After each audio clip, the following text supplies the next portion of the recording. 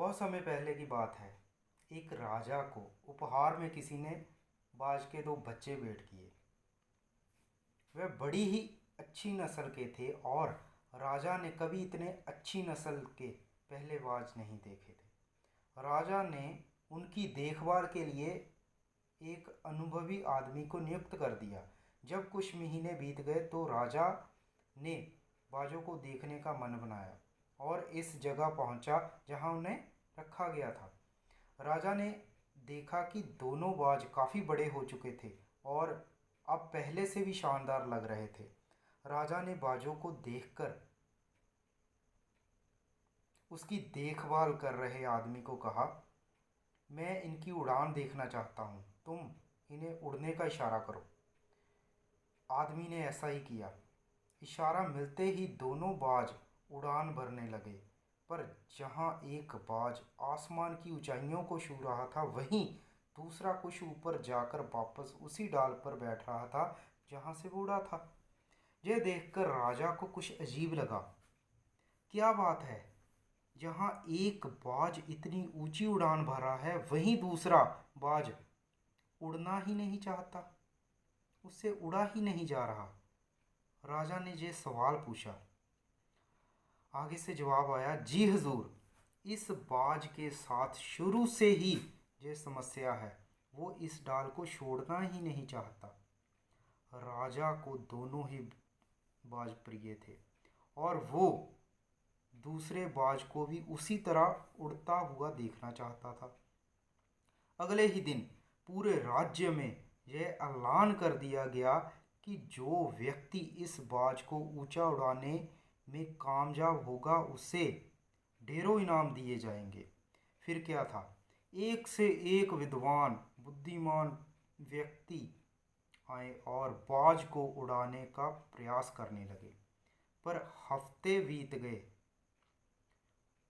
कई हफ्ते बीत जाने के बाद भी वही हार रहा। वो थोड़ा सा उड़ता और वापस उसी डाल पर जाकर बैठ जाता। फिर एक दिन कुछ अनोखा हुआ। राजा ने देखा कि उसके दोनों बाज आसमान में उड़ रहे हैं। उन्हें अपनी आंखों पर यकीन नहीं हुआ और उन्होंने तुरंत उस व्यक्ति का पता लगाने को कहा जिसने ये कारनामा कर दिखाया है।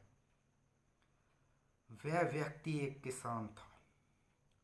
अगले दिन वह दरबार में हाजिर हुआ। उसे इनाम में स्वर्ण मुद्राएं भेंट करने के बाद राजा ने कहा, मैं तुमसे बहुत प्रसन्न हूँ। बस तुम इतना बताओ कि जो काम बड़े बड़े विद्वान नहीं कर पाए, तुमने कैसे कर दिखाया। आगे से उस किसान ने कहा, मालिक, मैं तो एक साधारण सा किसान हूँ।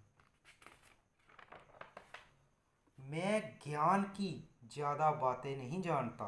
मैंने तो बस वो डाल ही काट दी जिस पर बैठने का बाज आदी हो चुका था, और जब वो डाल ही नहीं रही तो वो भी अपने साथी के साथ ऊपर उड़ने लगा। कितना खूबसूरत वो दृश्य था।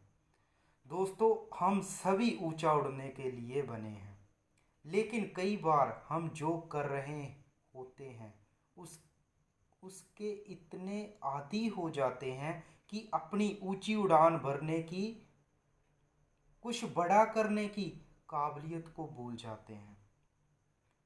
यदि आप भी सालों से किसी ऐसे ही काम में लगे हैं जो आपके सही पोटेंशियल के मुताबिक नहीं है, तो एक बार ज़रूर